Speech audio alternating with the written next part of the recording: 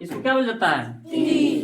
बोलो ती, ता, अंति, सी, था, थो, आमी, आबा, आमा।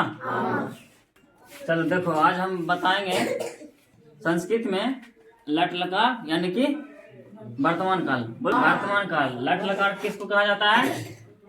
वर्तमान काल को। लट लकार में लट लकार किसको कहा जाता है? वर्तमान काल को। यानी वर्तमान काल में क्या आता है?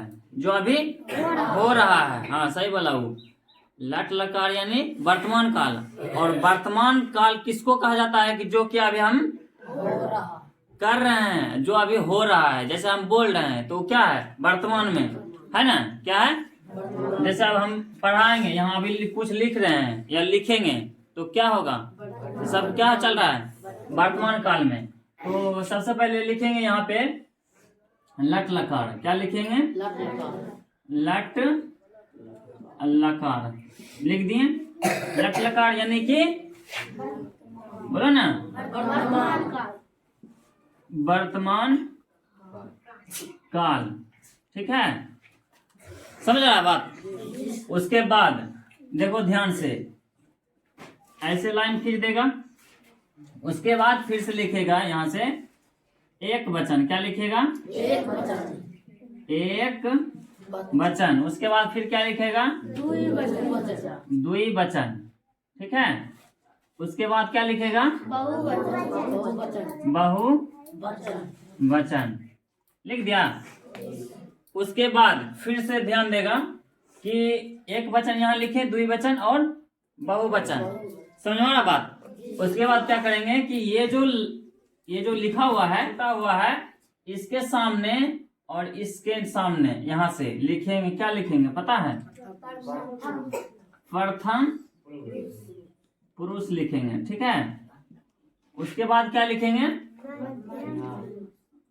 मध्यम पुरुष। देखो हम शॉर्ट में यहाँ लिख दिए, यहाँ पूरा लिखे हैं, यहाँ शॉर्ट में लिख दिए मध्यम पुरुष। ठीक है, उसके बाद क्या होगा? तीसरा उत्तम पुरुष। समझ गया ना? अब देखो यहाँ एक वचन, द्वि वचन, बहुवचन। उसके बाद प्रथम पुरुष, मध्यम पुरुष और उत्तम पुरुष।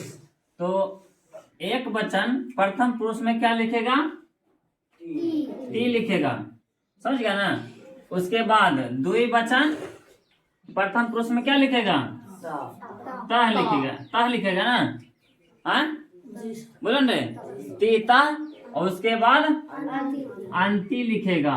और लिखेगा आधा नो हर्षिक कर अत्वात। की हो गया? अंति, है ना? उसके बाद फिर लिखेगा, क्या लिखेगा रे? सी। उसके बाद था लिखेगा। उसके बाद थो लिखेगा। सिर्फ थो, इसमें कुछ नहीं लगेगा। उसके बाद उत्तम पुरुष में क्या होगा? आमी। आमी लिखेगा। उसके बाद आवाह लिखेगा। उसके बाद आमा। आमा। समझ गया ना? आ गया समझ में? लट लकार यानी कि वर्तमान काल। उसके बाद फिर लिखेगा एक वचन, द्वि वचन और बहुवचन। फिर प्रथम पुरुष, मध्यम पुरुष, उत्तम पुरुष। ती तह अंति, सी था थो, आमी आवा आमा। समझ गया ना? देखो अब क्या करना है कि कॉपी में लिखना है। क्या करना है? तो कॉपी में कैसे लिखेगा? ध्यान से देखो, ये जो कॉपी के ऊपर में जो लिखा रहता है लाइन, सबसे ऊपर लगा लाइन, ऊपर में लिख देगा लट लकार वर्तमान काल। लिख दिया कि कॉपी के चौथाई रहता है, ये चौथाई है ना, ये चौथाई रहता है ना, लाइन खींचा हुआ, यहाँ शुरू से अंत तक लिखा रहता है। तो चौथाई तो छूटेगा ही छूटेगा। उसके बाद इतना की जगह छोड़ देंगे। ठीक है, इसको लिखने के लिए इतना जगह छोड़ देंगे। जब ये जगह छूट गया यहाँ से स्टार्ट करेंगे एक वचन, द्वि वचन और बहुवचन। उसके बाद लिख दिए। फिर क्या करेंगे कि ये जो जिस लाइन में लिखा हुआ है वो लाइन को छोड़ देंगे। क्या करेंगे? छोड़ देंगे। उस लाइन को क्या करेंगे? छोड़ देंगे। फिर सेकंड निचलका लाइन से स्टार्ट करेंगे, प्रथम पुरुष, फिर उसके नीचे लाइन में मध्यम पुरुष, फिर उसके लाइन में नीचे लाइन में क्या लिखेगा? उत्तम पुरुष। उसके बाद फिर लिख देगा। और जब ये जो लिखा रहा है ना, ये जब लिखेगा तो इस सबके सामने होना चाहिए, सबके सामने, दोनों का नजर में आना चाहिए। इसका भी सामने होना चाहिए और इसका भी सामने होना चाहिए। फिर ये जो लिखे हैं इसका सामने भी होना चाहिए और ये जो लिखे इसका भी सामने होना चाहिए। बात समझ में आ रहा है? फिर ये जो बहुवचन हुआ इसके नीचे ये होना चाहिए और इसके सामने होना चाहिए, है ना। फिर ये भी लिखे तो इसका सामने ये होना चाहिए और इसके नीचे होना चाहिए। फिर ये जो है इसके नीचे ये और इसके सामने, यानी कि सबके सामने होना चाहिए और इसका नीचे होना चाहिए। समझ में आया बात? तो अब क्या करेगा? पढ़ेगा। इसको कैसे पढ़ा जाता है पता है? इसको क्या बोल जाता है? बोलो ती, ता, अंति, सी, था, थो, आमी, आबा, आमा।